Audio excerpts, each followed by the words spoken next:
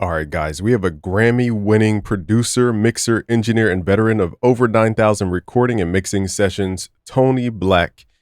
And he has an opinion, a strong opinion about hip hop and the production. So let's get into it. I want to break this down from our perspective.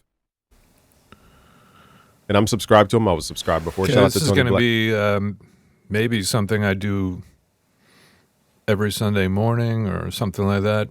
A little bit of a wrap up of the week. And I'm feeling ranty. I'm feeling a little bit All right, like so here's a ranting rant. today. Let's see what you got, This Tony. morning, I watched. What the question is in the title is like, are hip hop beat makers, ruining hip hop, or have they already ruined hip hop? All right, so the question he poses is, are hip hop beat makers and producers ruining hip hop? Now, I don't know his definition of hip hop, so I'm going to listen to him, but that's a pretty strong argument. The reason I bring this up, Strong statement, I meant to say. I got caught up in a little bit of a YouTube, I guess the rabbit hole we call it, where you go down the rabbit hole. I was looking into this new P6 sampler, just checking it out, and I got caught up watching a couple of demo videos, I guess these guys would call them, and I don't really get it. Like the idea that you have a sampler, plug in yet another sampler. Yeah, you've got an MPC 3000, you've got an MPC 60, you have an X, you have a Live, and now you have this P6, and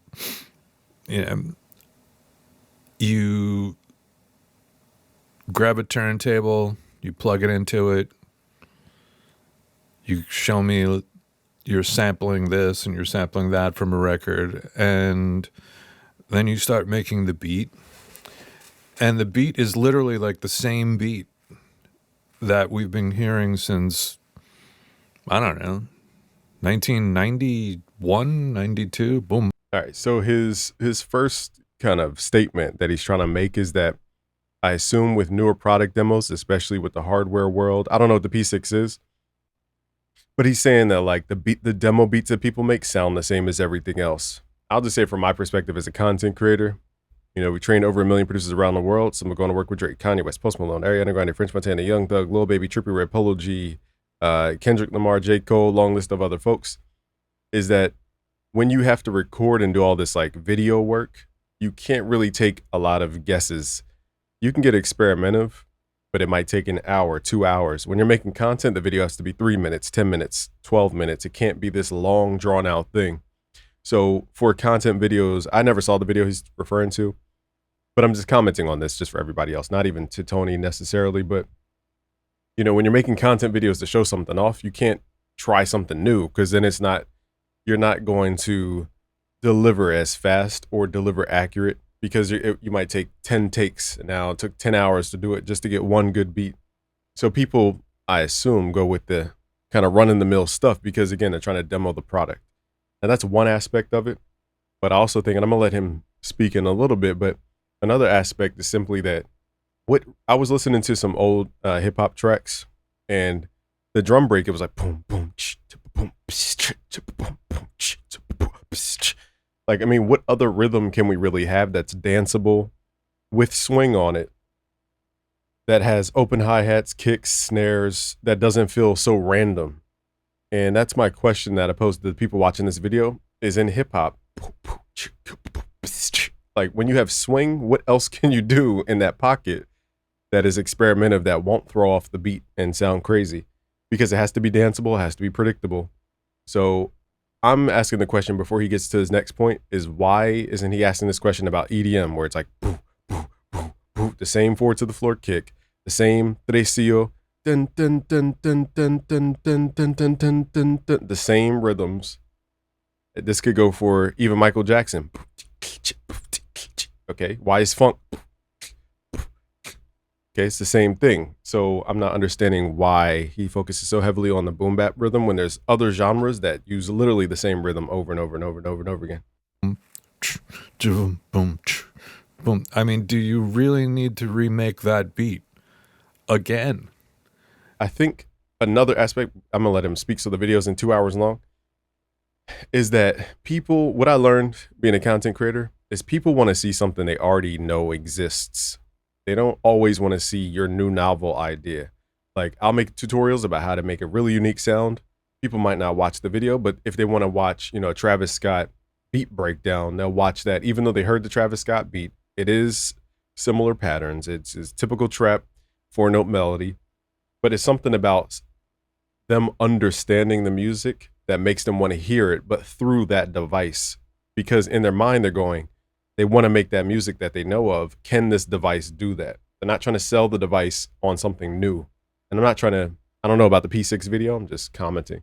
But that's another aspect about making videos, is that people want to know that this tool can create something that they already know exists and has worked. They're not trying to really always go into these extreme novelty areas. And then now take the obligatory lo-fi sample. Oh, you take your sample and then now with this with the P6, I'm adding lo-fi, I'm doing this. And these things are all done with nice camera work, nice camera angles, good lighting. And what is the end? The production value is there to some degree. But what is the point is what I'm trying to get at. What? I don't know which video he's referring to, but I assume the point is to sell the P6 sampler. If just step into the content creator shoes, I don't know who the content creator is, so shout out to them. Is if I'm a content creator and I have 7 cameras, let's just say 3 cameras or 2 cameras, let's say 2 angles. I have a straight on angle and I have a side angle. I'm not going to film me hitting the pads and talking to the camera and doing B-roll and doing A-roll and all this type of stuff just to have to go back and do it again. So I think the point people are trying to do is they're trying to keep it simple so that they don't have to go and film all this stuff all over again just because they made one mistake. My guess, I don't know what video is talking about though, so that's the only missing piece. What is the point? That you can make the same beat over and over again, or you're frustrated? And again, I just want to say this now, is if the video is about the P6, I think the idea is to show people they have the P6. I don't know who made the video, so if they bought the P6, it's a social status thing. They're trying to be like, hey, I'm the guy who bought a P6. I have a rare collectible. If it's the company making the video, they're trying to sell the P6. So they're not, they're trying to show people they can do something that they want to create, which is like the typical boom bap rhythm. With this machine because you can't make the same exact beat that you make over and over and over again and tell me the same things over and over again. I watched a guy programming a beat with an MPC X, I think it was. And I mean, he didn't even seem to understand the idea of using the 16 levels. All right. Here's where I think Tony Black is a little detached from current culture. Again, no shade to Tony Black. I was subscribed. This was on my homepage on YouTube. And I understand his frustration, which is like, let's evolve hip hop. But if people don't understand the evolution, how hip hop does evolve, we're always going to be fighting the kids who are doing stuff wrong and they're trying to evolve. So he talked about the 16 levels. So if the boom, boom, boom, if that's repetitive, that has dynamic, that has probably 16 levels from an MPC, that has all the acoustic drums on it. Okay, well now if we're not trying to be the past, now we need trap drums. Now we need trap snares. We need synthetic hi-hats. And that stuff doesn't sound realistic when you have it go, it doesn't sound realistic. When you hear the chop snare, it does not sound good if you have 3 different velocities for it, especially the trap kicks, like the BWB kits from Drumify. That kick hits so hard, if it lowers in velocity, it will sound weird. And so I can see why somebody might not use the velocity and they'll turn off the velocity on the pads because you want it to hit the way people know that it hits. It's not a sound to be played like an acoustic drum because it's not an acoustic drum, it's a synthetic sound. So if that's the thing that we're focusing on in his part of the argument, is that if we want to be different, why are we using the same acoustic drum sounds? Like, let the kids be different and use no velocity. We know what beats sound like with 16 levels of velocity. Now we're in a stage where everything's loud. We're not going for dynamic because the dynamic's more about the artist performance than it is the beat and the drums. So now let's focus on the synthetic sound, the trap sound, with hard-hitting drums that have to scream loudly. They can't be 18 different levels. I thought that was pretty basic. So then another guy was doing the P6 thing, and he does the same beat, boom, boom, boom. But what is boom bap? When people say boom bap, it comes from boom, ka, ba, boom, boom, boom bap, boom bap, ba, boom, boom bap. That's boom bap. That whole pattern is boom bap. The same way reggaeton is boom, ka, ta, boom, ka, ta, boom, ka, ka. The same way Afrobeat is boom.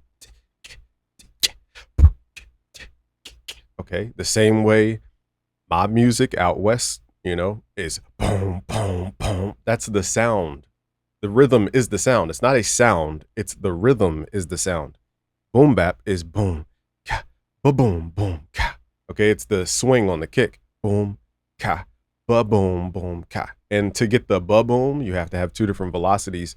With acoustic drums, you would usually have two different samples, but you have the ghost kick and then you have the main kick. So that's the genre. Like if I'm playing EDM, forward to the floor kicks all day long. If I'm doing the Michael Jackson or the funk sound, it's the rhythm is the sound, not the sound itself.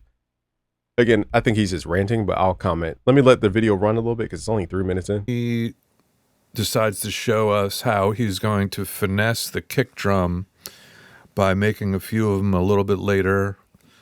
And then he's going to make the snare drum a little bit earlier. Then he's going to take the hi-hat. I can't remember what he did to the hi-hat. Then he's going to put lo-fi on everything. He broke up the sample. He did the cute thing where you sample at, I don't know how to describe it, up an octave, and then you tune it back down. But that's the sound. Like, Tony, content creator to content creator. We know you have your accomplishments and everything. But speaking on hip hop with the newer kids, I've noticed the old class of hip hop always loves to tell the new class what to do. Like, I would be confused as crap when I saw these new kids. They're making what's called jerk beats, for example. They'll throw a distortion on the entire track, kind of like the XXX Tentacion first mix. It was all distorted. And then later, once he became commercially known, they went back and remixed the track to where it was distortion without like the way it was distorting the entire track. These kids now, like Osama Son, they might slap a Fruity Wave Shaper on the entire track, which saturates and distorts the entire track.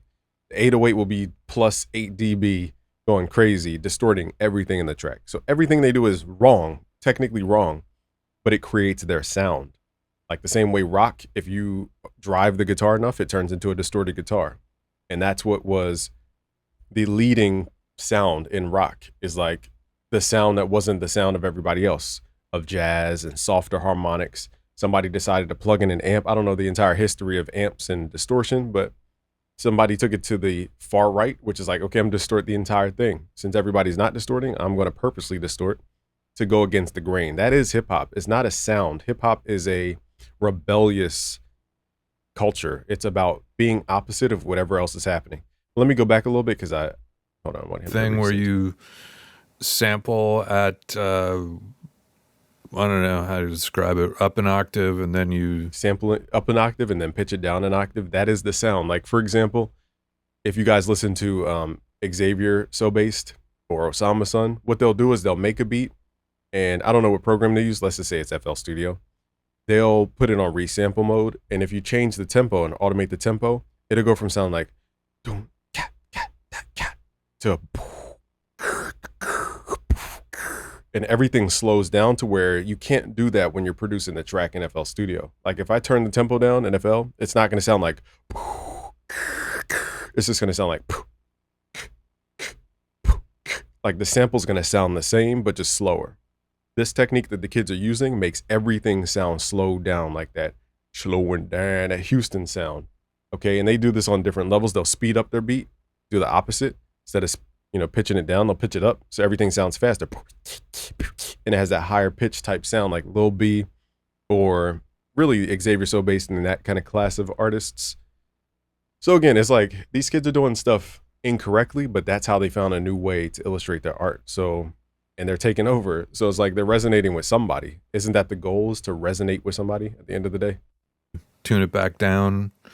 The sampling rate to him was important to his sound. It all sounds exactly the same. There is no difference. And these aren't, what are these things? They never turn into tunes. They never turn into songs that you hear anywhere. I don't know. I think here's where he's like kind of just in his rant emotion, because to say it never goes anywhere, like, okay, Xavier So based, Osama's son, all the young kids, like they're going somewhere. Just because they don't have a major record label behind them doesn't mean they're not going anywhere. They're moving the kids right now, and they're underground for a reason, because they don't have the support of somebody who wants to just pour into something that's proven. It's like a bank. If I go to a bank for a business loan and I say my business is going to serve ice cream with olives on it, and we're going to serve it with flames, and we're going to have a petting zoo when we leave, when people leave the ice cream parlor. So the bank's going to say, okay, what's a comparable business that looks like this business that you want us to invest in? They'll look around their catalog of businesses they've invested in. If they see nothing like it, they have less confidence to invest in the business, because they don't know that the dollar they put in is going to make $4, because they've never seen it before.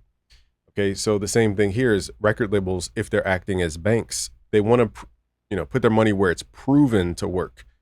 Okay, they want to know the artist will do this, this, and this. They're in this genre. They do this, this, and this, because they can put them on this, this, and that platform, work with this, this, and that content creator. They'll be helped through talent agencies, this, this, and this, and then they'll go to the Super Bowl, this, this, and this, and then the Grammy parties.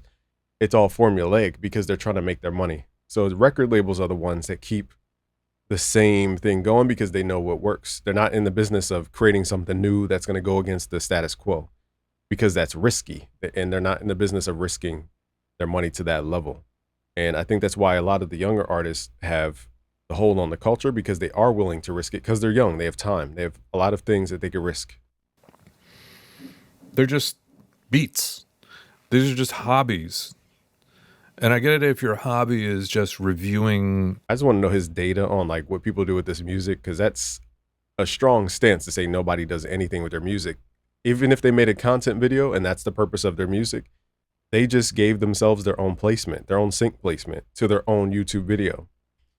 If I made music and I never made content about it, never showed anybody the back end process, and then I just left it on a hard drive, that's a different conversation. But if I made music, made a YouTube video, made social media clips, I gave my music a purpose, which is to show people I have a skill, to show people a product, to skill people up, to give them gems, to get people excited about something. That is the purpose of the music. We don't need a record label to do that. We don't need somebody to validate us to say we listen to your song to do that. Like, the content is the song. New machines, and you better hope that new machines keep coming, and don't complain about the idea that there are new things, because if you don't have new machines to review, then you don't have a gig. The other thing I watched was a little bit of an interview with a guy from Sweetwater Music talking to the Pro Tools expert guy at AES. I mean, I haven't been to AES probably since like 1997. This is a rant video. Going to AES is like going to a giant convention of dudes who wear black t-shirts and carry around a black backpack, black jeans too, Converse All-Star. Because they're not confident, and they're not, like, I'm wearing a black shirt here because I didn't do laundry. When I was younger and I didn't have confidence, I would sweat a lot. And if I wore anything except for black, my sweat would show under my arms, because I didn't understand that, from being in class, we gained a lot of anxiety for many different reasons. I didn't understand that my deodorant was causing me to sweat. And so as I grew older, I learned about the fact that just wearing black can conceal that insecurity that I had at that time, which was sweating on my armpits. Okay, because it was caused by, again, anxiety. So it just reminded me I was anxious, and then it caused more anxiety just seeing the sweat at that time and age in high school. So I'm not sitting here trying to be like Mr. Mother Teresa. I'm just saying, from my perspective, I think people wear black in general because they're trying to like hide those things. Now, when I became more confident, I learned about this company called Thompson T, where they're like undershirts that protect against sweat rings. Then I could wear my nice shirts. Then I gained a lot of confidence to wear, the nicer stuff because I knew if I wore a white shirt, I wouldn't have sweat rings. Okay. So a lot of people just they don't have that knowledge. They don't know that their deodorant is probably causing them to sweat. So, I mean, his argument is saying that the people who go there are like an archetype, but I could also argue that people who go to NAMM, AES, Imstafesta, we're there to network. We're not there for the thing. Like, we're not there to see products unless you are. I'm not telling people what they're there for, but most of the time it's to meet up with people. Because when else can people meet up with people? There's no reason to leave the home. So if we all have a reason to leave the home, we're all agreeing to say we're all going to make ourselves available during this time. That's why I think these events are important, because where else are you going to meet all the content creators all in one run instead of meeting everybody one by one? So to me, it's a networking event more than it is about the product, but that's more of a side conversation. Let's just continue what he has to say. Ponytails, the obligatory goatee. Now it might be full beard. I don't know. And then there's a hipster crowd with the mustache. I'm killing everybody. I'm killing it all. Maybe this will kill everything. All right, Tony, you wanted the smoke. Now, I'm respectfully disagreeing with your video here, but I was already subscribed. But you asked for the smoke, so now we got to react to his energy here. Anyway, the guy from Pro Tools, Avid, they've run out of things to try and sell us on as far as using these DAWs and computer-based things. I mean, they all work phenomenally. They do everything. So what do we need now? We need stem extraction. Right. I mean, how many... I'm going to let him rant, but this is the part of the argument where I'm like, Tony, come on, man. Come on, man. You waited 6 minutes to make this argument. So when he makes this argument, this is where I'm like, come on. You got to tell me you're joking. Remixes are there going to be? All right, so let's run this back a little bit. How many times? This part of the argument doesn't make much sense. Stem extraction. I mean, how many remixes are there going to be? How many times do we need someone to extract a vocal from an instrumental and do something with it, or extract the music and get rid of the vocals so that you can then sample or chop up the instrumental? It's Tony. Shout out to you. Again, we're going to treat you like the OG because, again, you got experience. So he has the right to give his opinion. A lot of people on YouTube haven't even earned the right to give an opinion. So we're going to respect Tony's opinion, but I respectfully disagree because stem separation. Okay, so I have a vinyl player right under this table, this desk. And this year, I had the vinyl player for years, but I never had all the pieces to the puzzle. Just this year, I got real vinyls for the first time. I'm 33 years old. I've been making videos for 10 years on YouTube. Okay, so since I was 23. 10 years in, it took me 10 years to get my hands on real vinyl, a real vinyl player, the audio interface to run it, and to have the ability to do it with my setup. So 10 years to do this. For the first time in my life, I understood vinyl crackle, phono preamps. I really don't understand it, but I'm saying being aware of it. And then just how vinyl works, how it starts, how it slows down, how, it crackles, and the quality of vinyl and getting the levels right and everything. So all I could do in a DAW, or even like in 90s hip hop, would be to record that into a sampler and just chop it up and make a beat. Nowadays, we could record these super rare records. We could take out the drums so we can add our own drums. So it's not like boom, boom, ka, boom, boom, ka, which is something you said was a problem with hip hop. We're trying to change the drums instead of being the same exact thing. So now I could take out the drums of these records to make it clear in the mix, and now I could make my own drum patterns, or I could take out, the instrumentation and sample a drum break for the first time. Because one thing I realized in hip hop is we don't have access to a lot of mixing multi-tracks. That's one thing we just don't have access to. I know Cambridge has files. I know, there's other companies like Telefunken, but all those sessions are like not our genre of hip hop. and not the stuff that we want to sample. So we never really had access to recording sessions, especially people who came from the bedroom, like myself. I graduated college, my back was against the wall, had to make something happen. I started pouring energy back into my YouTube channel, and that's how I grew my channel. So I didn't have a bunch of resources. All I had was my laptop and a dream. That's it. I did not have a vinyl player, vinyls, audio interface, preamp. I didn't have all that stuff. Especially didn't have access to somebody at a local recording studio who's going to give me access to the multi-tracks. Okay, so just the ability to get multi-tracks in general is still hard to do. So if people can, using artificial intelligence, extract out the drums, the vocals, the instrumentation, and the bass using AI instead of having to go through all these hoops to find the original multi-tracks that they probably won't have the rights to even use anyway. It's like now we can do this all from our bedroom using our laptop, which was the number one restriction I had in the beginning. So I think we have to remember the people who are first starting don't have all the stuff that we have. They don't have the access that we have. So I think that's the most important thing to remember, is that this is giving people, instead of one sample, we multiplied all the samples times 4. So all those great records from the 70s that we heard a million times, which was your complaint, Tony Black, you said the music sounds the same. It's probably because we sampled the same records, the same drum breaks, it's all okay. So if that golden era was from 70s to the 80s, let's say there's 2,000 songs that we could sample from. Let's say hip hop already made more than 2,000 songs. Okay, then that means we need new songs to sample from. So how do we create new songs to sample from? We use AI to split that 2,000 songs into now 8,000 songs, or whatever the factor would be, because technically it's not just the 4 stems, it's the ability to mix and match different stems. So I don't know the math on that, the total math, but now we've taken it to at least 8,000 songs. So instead of everybody pulling from the 2,000 songs, we now have a minimal pool of 8,000. And I don't know, again, the exact number of like possible, combinations or whatever. That's opening up the sample pool, in my opinion, to create the different sound that you argue that you want to hear in hip hop. They're literally just selling you on stuff, convincing you that. I just can't agree with this argument, because AI stem separation is a huge part of hip hop moving forward. Like it's almost the new renaissance. Honestly, AI generated samples as well as stem separation is the renaissance for sampling in hip hop.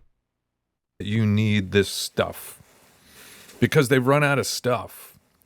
So what else did he have? They were integrating stuff from a couple of different companies. Another one was like a de-clicker, de-noise thing. The other one, again, he's making factual points, but he's not using the context of what those things are used for. Like if I'm coming from the perspective of just a recording engineer and I'm recording a country band, I just want the best mixing plugins, the best audio manipulation tools. I'm not worried about the production process, which he's not really addressing in this, because he's talking about hip hop, but then he's making arguments about different genres and how they go into Pro Tools. So it's like, who in hip hop produces in Pro Tools? We mix and record in Pro Tools. We don't produce in Pro Tools. I'll let him continue because I don't want to pick apart every little thing. The other hype was this AI generated thing where AI will analyze the vocal track and transcribe it and then put the lyrics underneath the vocal track. So that you could visually see the lyrics on the screen. And then that's pretty dope. I mean, not saying that's going to be a huge feature, but think about all the people who just have been saying the wrong lyrics this entire time. Like in T-Pain, I'ma buy you a drink and then I'ma take you home with me. I got money in the bank. We always think he was saying, I'ma buy you a drink. Ooh-wee. We were singing the wrong lyrics the entire time.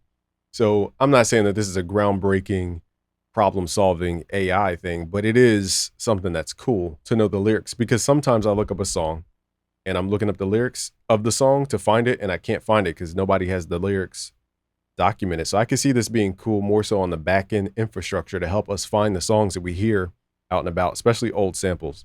Again, I'm not nitpicking his argument. It's just so I just articulate the thought about there is some value there. You'll be able to use this to punch in. So like if somebody says like punch me in after heart and before I love you, you'll be able to just select that in the lyrics on the timeline. I mean, That's dope because, again, I don't know what Tony's experience, and again, he could have a million recording sessions. This isn't about questioning his authority in the space. This video is really to say, I've been in a session with Rico Love down in Miami, and his engineer, I think it was Matt. Shout out to Matt. He was built for that position because I don't know how he moved that fast, for one, and for two, understood what the heck Rico was talking about. So Rico likes to freestyle his songs and just sing it in the moment. And Matt has to go back and know exactly what Rico means, to double here, to go back. It's the most complex process I've ever seen a recording engineer go through. And they don't, now Rico Love's an expert, but I'm talking about people who aren't experts. They don't know how to communicate. Hey, go back 2 bars, go back before the hook, go back before the drums get heavy. They don't even know the words to communicate to the engineer. So if they just said, go back to where I said X, Y, and Z, again, whatever the lyric is, that might make it easier on recording engineers, especially in hip hop, or just with people who aren't, again, pros recording. Because again, that Rico Love session was insane. He would record something for 2 seconds, say, go back, record something for 2 seconds, go back. It was like insanity. So I can understand how that could be valuable. I think that's one creative way that they're going to, that people are going to use this. I mean, all of these things have nothing to do with like making good music, which is like what everyone's complaining about, is that there isn't good music. It's because a good part of it could be because everyone's just caught up in thinking that these are the things that are important. It's, okay, here's where his argument's a little weak. I know he's freestyling, so I'm not trying to nitpick. I'm just adding my own thoughts. I think when people say music is not as good as it used to be, let's look at what is good music. Okay, God's Plan, let's say from Drake. It has however many billions of plays. How many people are on that record? What does that recording chain look like? What kind of studio was built just to have that recording chain? Thousands and thousands and thousands of dollars went into the production of just one song. People don't have thousands and thousands and thousands of dollars to put into every single song that they make. Like, there's an artist right now who's talented, but all they have is their computer, Logic Pro, and a microphone with barely any acoustic treatment. They probably have a chaotic eyeball. They don't have all this stuff. Like, they could use the bass guitar in Logic Pro, which is pretty good, or they can get a bass guitar player, but that bass guitar player wants $100 for the session. Okay, now that's $100 for one song just to fix the bass. Now, if they have an album of 10 songs, that's now $1,000 just to get the music to sound proper. That's not even to market it, to promote it, to get the album cover.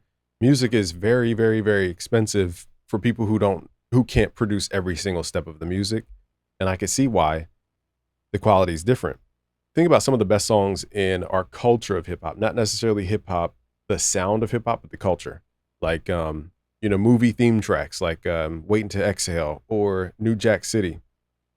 Those people had a huge budget from the movie, the film industry. One, they're excited because they got a huge check. Two, they could hire all the world's best musicians to help them in that production. So of course it's going to sound better if I could pay for the studio that charges $120 an hour versus somebody's backyard bedroom studio.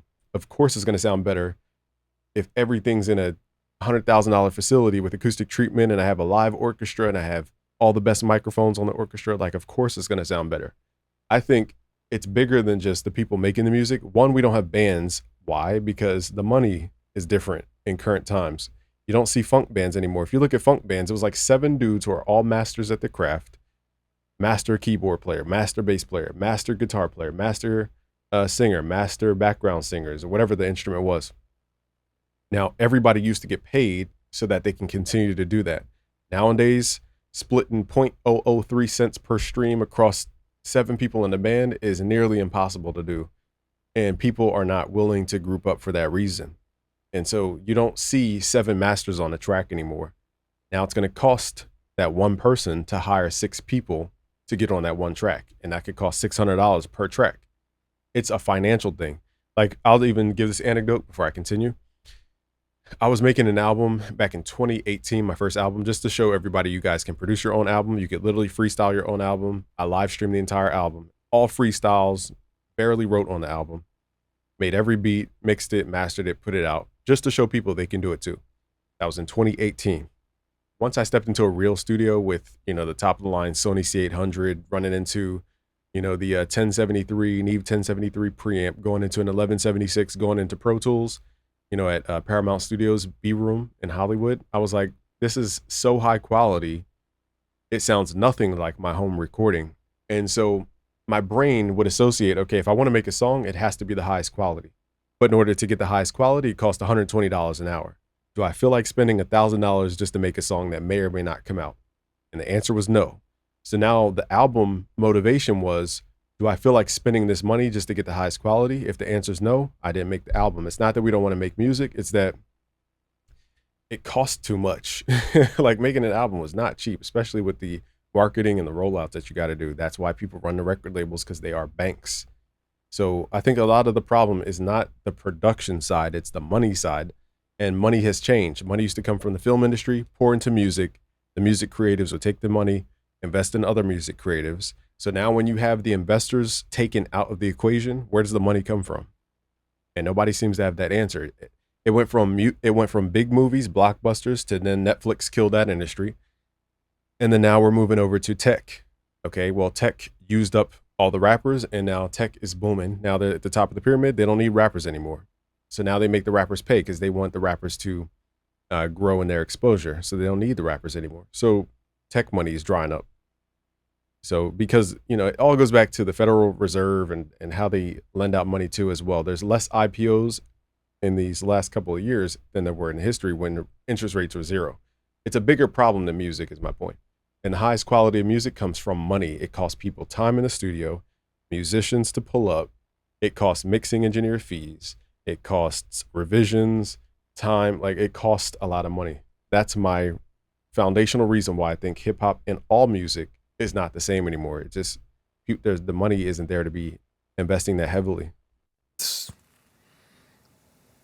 It's somewhat maddening. I'm sure that I'll get some kickback or pushback on a video like this, but this is going to be my Sunday morning recap.